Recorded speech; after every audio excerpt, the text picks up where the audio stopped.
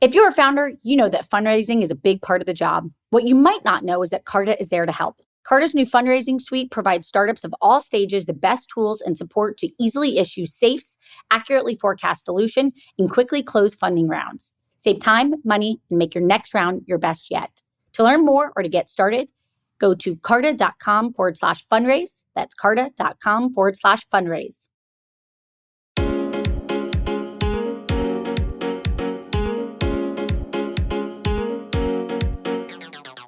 Welcome to Inks for Starters with Alexa Von Tobel. I'm Alexa, a serial entrepreneur myself and founder and managing partner of Inspired Capital, a venture firm that backs fearless founders who are solving some of the biggest challenges facing humanity. Now in our 6th season, we sit down each week with one of the best founders on the planet to hear their story of guts, inspiration, and drive. Let's dive right in. Hi, everybody. I'm Alexa Von Tobel, your host, and this week I'm excited for you to meet Jett McCandless, founder and CEO of project44, the company on a mission to make supply chains work everywhere. Jett has over 25 years of experience working in the transportation and logistics space, guiding multiple startups from ideation stages through growth and scaling. He started project44 back in 2014, and today the company provides visibility to over 1 billion shipments annually for over 1,300 of the world's leading brands within manufacturing, automotive, retail, life sciences, food and beverage, CPG, and many, many more. And with that, let's welcome Jett. First of all, Jett, I'm thrilled to have you here. Have been really following your business, and I'm so excited to have you on for starters today. So let's just start from the beginning. What's project44 in your own words? And take us back to the early days of 2014, and let's dive right into the aha moment that started this whole machine. Thank you.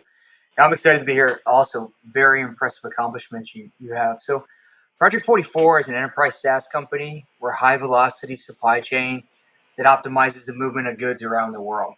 And we do that, of course, with AI-driven insights that provide really control over any shipment or any order for any mode of transportation anywhere in the world. Our objective is pretty simple, which is to help improve lives everywhere with a more connected, predictable, sustainable world. And just simply make supply chains work. So that's how I would describe project44 to folks out there. You know, if I think about like an aha moment, a lot of folks always think 2014 when the company was founded, but really that's 15 years of build up prior to that, of being in the industry, seeing how archaic everything was in the industry. All the problems that you had prior to project44 is pretty much AS400, green screens, and a lot of information asymmetry between all the parties that are involved in the supply chain. And the parties that are involved in the supply chain are companies that manufacture goods, distribute goods, sell goods, transport goods. You can start to think about all those different parties. They all have different software systems. Some maybe even back in the late 90s didn't have software. When I started thinking about this problem, it was all done through a really old technology called EDI, or just phone calls, emails, and fax. And I started looking at adjacent industries after I started seeing the same patterns happen over and over and over again. And adjacent industries just had it figured out. If you looked at travel, there was GDSs, or now Booking.com is really the heavyweight champ. If you look at finance and payments, you see Stripe and other Plaid, other companies out there, Visa. And if you look at even communication, you have like a Twilio. So I just took a lot of inspiration from companies like that. And so that's where the aha moment came from. That was about the same time that I was reading this book called Breakthrough, which was an awesome book. It really had a big impact. Obviously pulling all this data from Inc. 500 companies. And 2014, I was pretty proud at that point. I think I had 2 companies that were on Inc. 500. And so just kind of pulling all those pieces together, the industry experience, seeing how broken the industry was, that was kind of the aha moment, I guess is what I'd say. I love that so much, Jett. You have now built, in a relatively short period of time, a company that provides visibility into over 1 billion shipments annually for over 1,300 of the world's leading brands with manufacturing, automotive, retail, life sciences, food and beverage, CPG, and many more. Let's go back to the fact that project44 is the only 100% digital supply chain visibility provider. For those outside of logistics space, can you just quickly describe everybody what existed before you started project44, and now what does it look like? Yeah, prior to project44, it was really phone calls, emails, fax, and EDI.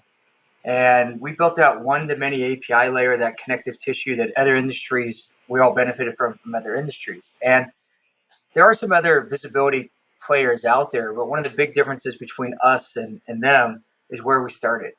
And I always think of it, we always saw the problem as a data problem, transferring data back and forth. And so we solved the problem from the inside out. And then as we built that connective tissue, that data as a service product, the first application we built on top was this visibility application.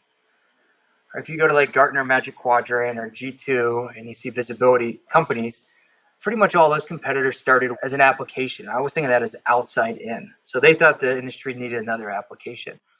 And so how they approached building that connectivity or trying to was just significantly different than us. Many of them still used a lot of the old methods, and they had a really nice UX, beautiful UX. In fact, for a long time, even a much better UX than us. That's changed now.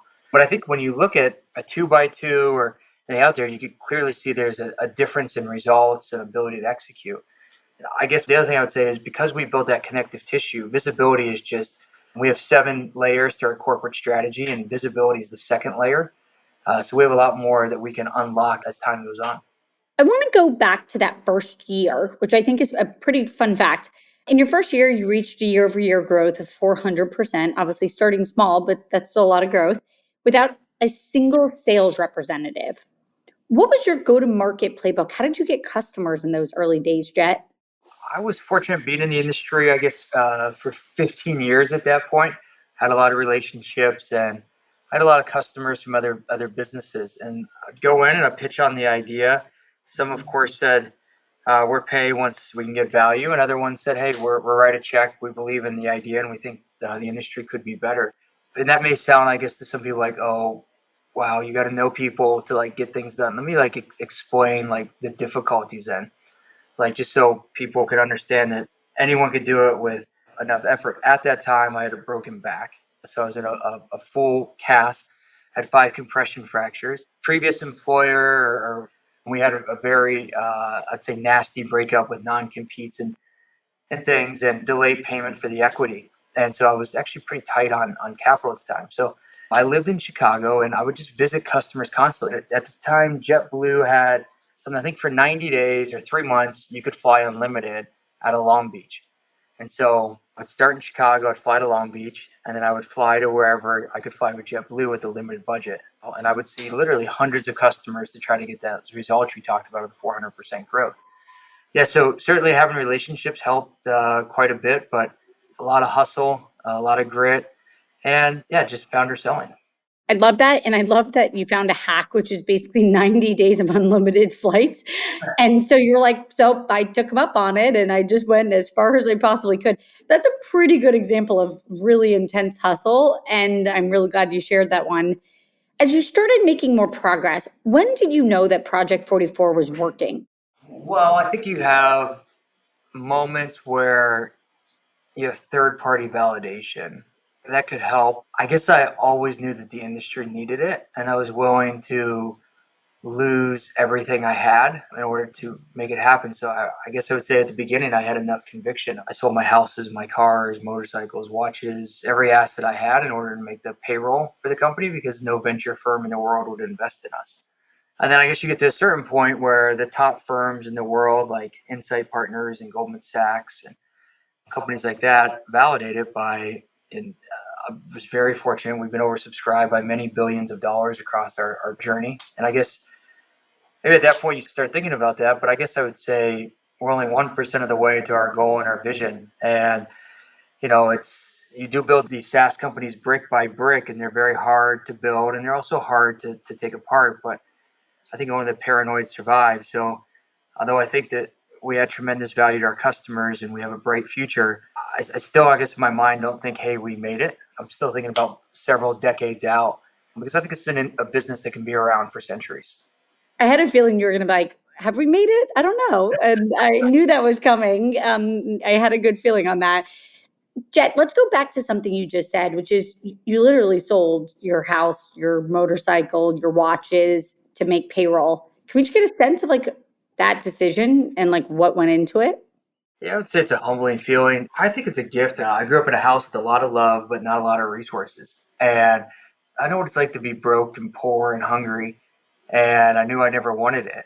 And I was really hustled hard in transportation, working graveyard, and did real estate, read the Rich Dad Poor Dad's books when I was really young and did hard cash loans. And I was fortunate. I became a millionaire from Section 8 housing and food stamps to a millionaire in my early 20s from that hustle. And there were setbacks with the '08 crash and 9, which was frustrating, of course, and then had successes after that, more specifically in logistics. And that's kind of when the Inc. 500 successes came with 2 companies. When I put several $1,000,000 into Project 44, which was essentially everything I had at that point, I remember I had the title to my loft in the West Loop of Chicago. I thought it was cool.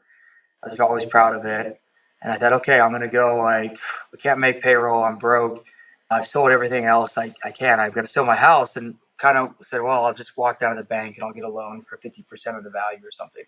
It's actually really humbling. I think I wore out a pair of shoes walking around Chicago trying to get a loan. It was the most bizarre thing because I wasn't a quote employee because I paid myself nothing at Project 44. I couldn't prove I had a W-2, so no bank would lend on my house. And so just kind of going through that and thinking about, like, Jesus, is it really worth all of this?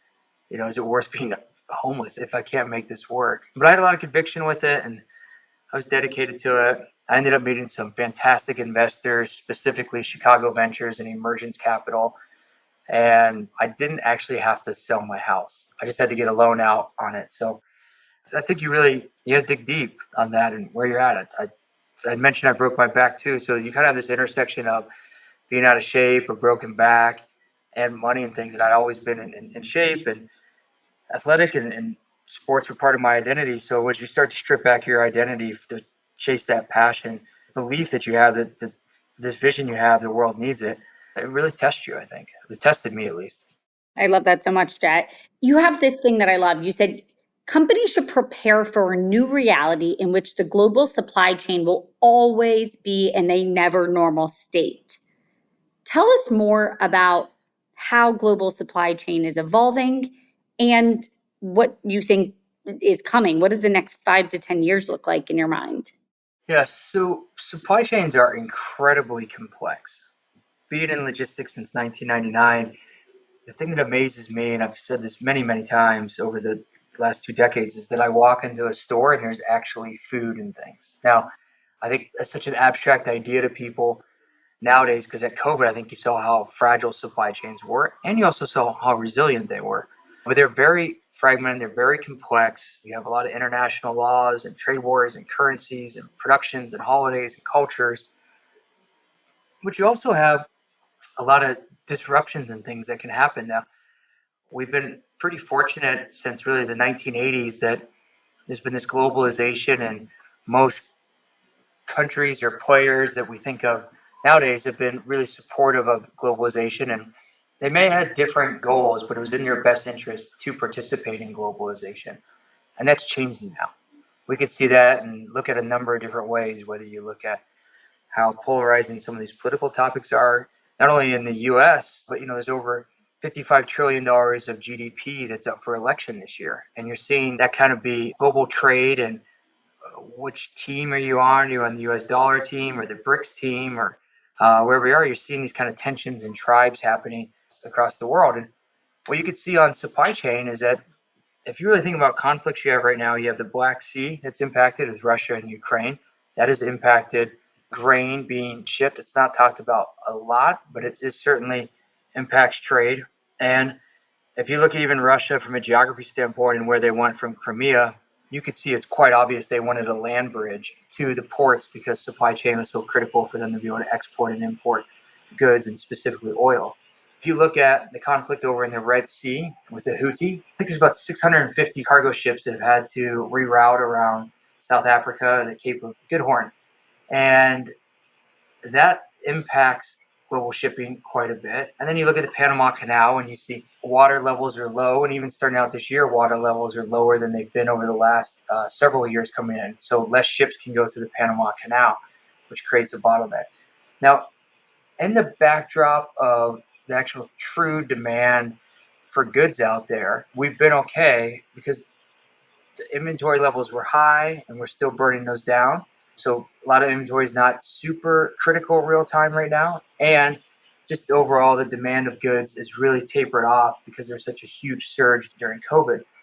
But in a normal environment, any one of those things I mentioned, Red Sea, Black Sea, Suez Canal, Taiwan Strait, any of these things would be very, very disruptive. And I think what you're just going to see is that more and more of these types of events are going to happen. Supply chains are going to be weaponized more and more. And I mean, what wins war is the supply chain. What builds empire is the supply chain. And society feels very, very civilized when you have food and things. But there's a saying that society is 9 meals away from chaos. And so I just think you pull all these dynamics together, what's happening to supply chains, and there's going to continue to be a lot of disruptions. I've never heard that before, and it's so brilliant. Society is 9 meals away, 3 days Yeah. away from chaos. That's pretty fascinating, Jett. Jett, can we talk a little bit about your prediction of what's coming over the next decade as you think about improved data, improved AI, improved globalization and connectivity? And in some ways, obviously, in other ways, it's more fractured. But can you give a sense of like the biggest predictions that you have on your mind about what's coming for Project 44 over the next 5 to 10 years? When I think about Project 44, I think we're going to just continue to aggregate data for these supply chains and help our customers reach their goals of a high velocity supply chain. There's about $2.5 trillion of GDP that goes through Project 44, and that's growing at a rather rapid rate. So let's say there's a little over $70 trillion that's shipped into the major economies that we're focused on. I think in 10 years, we'll be north of $35 trillion of goods that go through Project 44. So there's all kinds of benefits that I think we'll be able to unlock from that. One will be we actually be able to help if you watch like the Federal Reserve stumble trying to figure out what's happening in the markets. If it's not shipping, it's not being purchased, or if it's not shipped, it can't be purchased. And so you could pretty easily look at Project 44 and actually figure out what markets on any country, not just the US, where's trade, what's trade that's happening there. Of course, supply chains need to run more efficiently. They've essentially extracted all the costs that you can from procurement cycles, but there's still an incredible amount of waste from inefficiencies. And transportation is about 10% of cost of goods sold. You could probably expect to see about a 20-30% improvement on supply chains as this all digitalizes, as you actually start to model out scenarios and create better efficiencies in these supply chains. So that should help with inflation. It should help with consumers getting product easier and faster. And then I think that if you really look at a lot of economies, which I'm interested in this, I think it's really exciting. A lot of developing economies, one of the reasons that there is poverty is because just the high cost of supply chain and goods and getting it there. So as Project 44 is ubiquitous and as we digitalize supply chain globally, that doesn't really have borders necessarily. And so I'm hopeful that we can actually help these developing countries get goods cheaper and more efficiently. From a percentage standpoint, it'd be much greater than what you see in the major economies. And that'd be a nice win in a decade also. I love that, Jett. And we'll be right back after a message from our sponsors. Alexa here. Not only do I get the opportunity to speak with all types of founders on For Starters, but I'm a repeat founder myself. We all know how vital fundraising is to a startup. Carta knows this too. That's why they had founders in mind when they created their fundraising suite, providing tools and support to take the friction out of fundraising. They save founders time and money, allowing you to focus on your goals, not the admin work needed to close a round. From simply issuing safes to quickly receiving funds, Carta Fundraising Suite helps their cap table customers raise a better fundraising round. To learn more or to get started, go to carta.com/fundraise. That's carta.com/fundraise. Jett, I want to transition a little bit to you. You just said something that I thought was really, really important, and I just want to double click on it. You said that growing up without a lot meant that you really didn't have a lot to lose as an entrepreneur. I think that that does give you in some ways a bit of an edge to being successful. How do you process that giving you a head start? Well, I think the best gift that any parent can give kid is to love them. And that confidence that you get from that is incredible. Like the big win was like, hey, if you can get a job at $20 an hour, like that is, you're moving up and like things are really good. So if that was the expectation or the goal or the bar, then anything above that was something more than that. And I guess I just felt like I had enough skills that I could probably get a job at $20 an hour if I really applied myself towards it. So why not push for something bigger. And to be clear, like when I started in transportation, I was making $12.50 an hour. So maybe not as easy as I'd estimate to get to 20, but I just think it's really cool. And of course, having two young kids, you think about like how can you give them the advantages, but also maybe create that opportunity for them too to find themselves, because it's truly a gift what my background is. And when you compare it to folks that I get to work with every day at Project 44 that are from other countries outside the US, they overcame significantly greater hurdles than I ever had to overcome. It's an awesome thing to watch. I love that so much. And actually, I have a follow-up question, Jett, which is you have two little kids, and you just said, in some ways, the fact that there was no expectation, you weren't worried that your parent was going to have to say at the country club, like, oh, but Jett did fail. You were like, just getting out was a big deal. There was no pressure in a way. How do you recreate that for your own children now? Yeah, my kids are very young. I'm an old father because I was focused on building these businesses. I'm looking for tips. Do you have any tips on what you have? I think this is something I'll crowdsource. One thing is that they're not going to inherit money. Like they've got to do it all themselves. That's one thing. And hopefully I could teach them how to be resilient, and I could teach them how to be good people, and that, money doesn't define who people are. It's about the character and the quality of who you are. And I think if I could do that and expose them to other communities, and hopefully we can help those communities in a number of different ways. What are the tips you have? I was going to say, if you constantly prune the environment that your kids are in, where they've had no major setbacks in their life. And obviously, you don't want your kids to have horribly major setbacks, getting physically injured too badly or, some sort of trauma. But I do think we can't constantly create an environment where they can't bump their head or fall down. So I think that's one. Two, I think sports are incredible. I mean, think about what sports are. It's often falling down, getting up, falling down, getting up, falling down, getting up.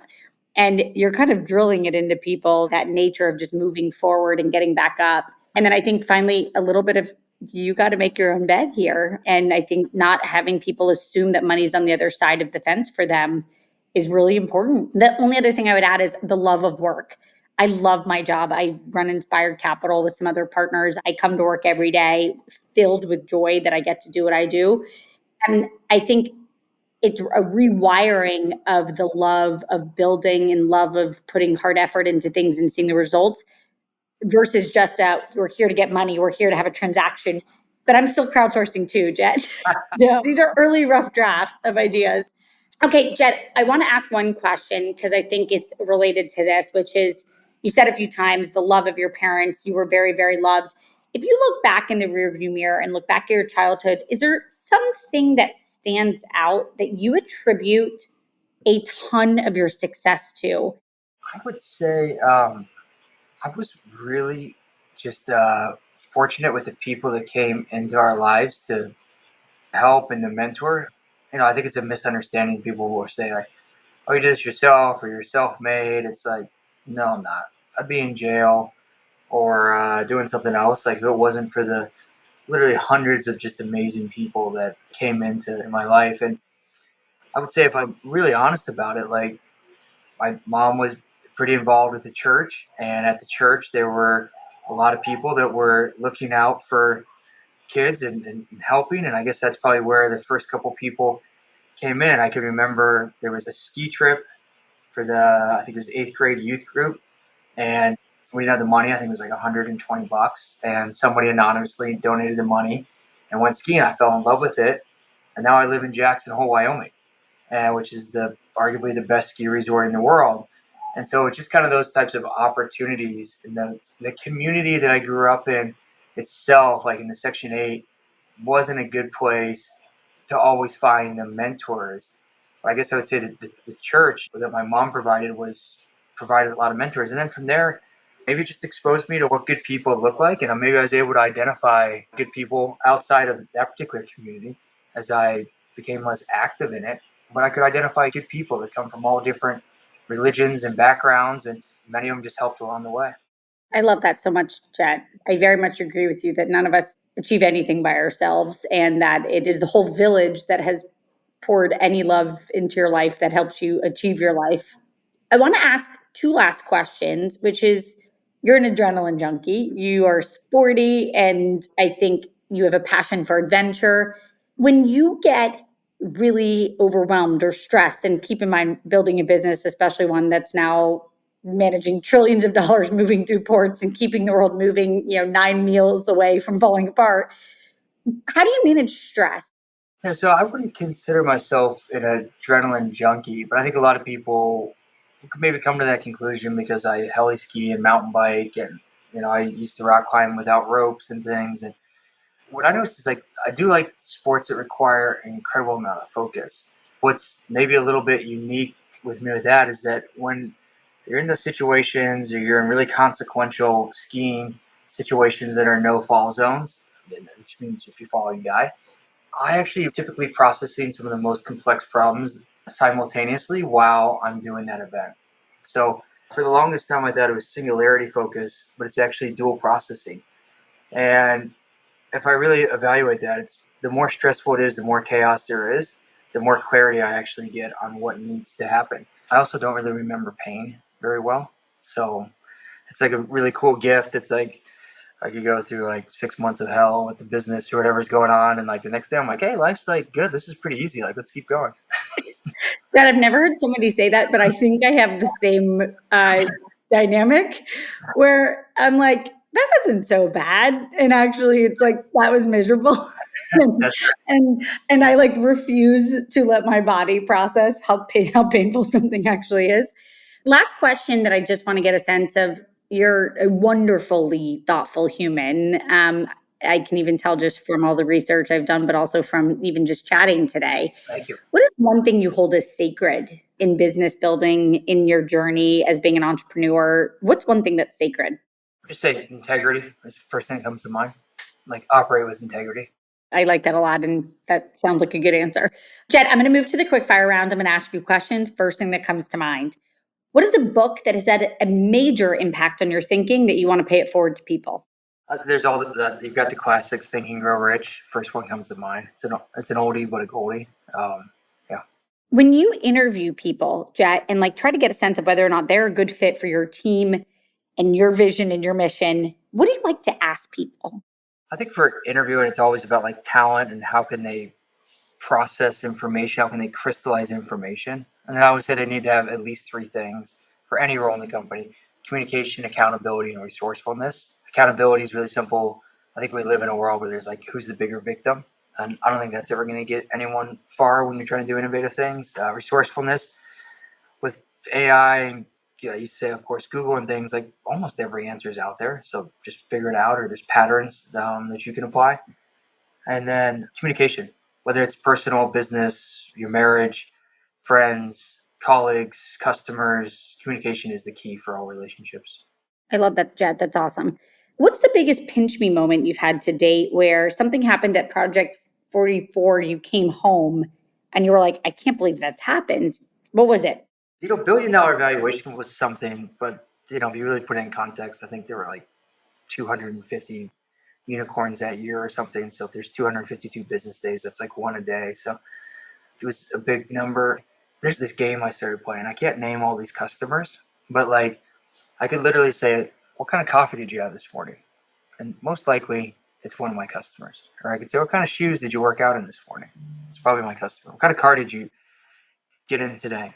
Probably one of my customers. If you live in the Western world, that I can actually play that game, and it goes on and on, all the way from like the paint that's on the wall that you're in to everywhere. So that's kind of cool. Like when you see you've digitally helped transport all of this and it's surrounding all of us.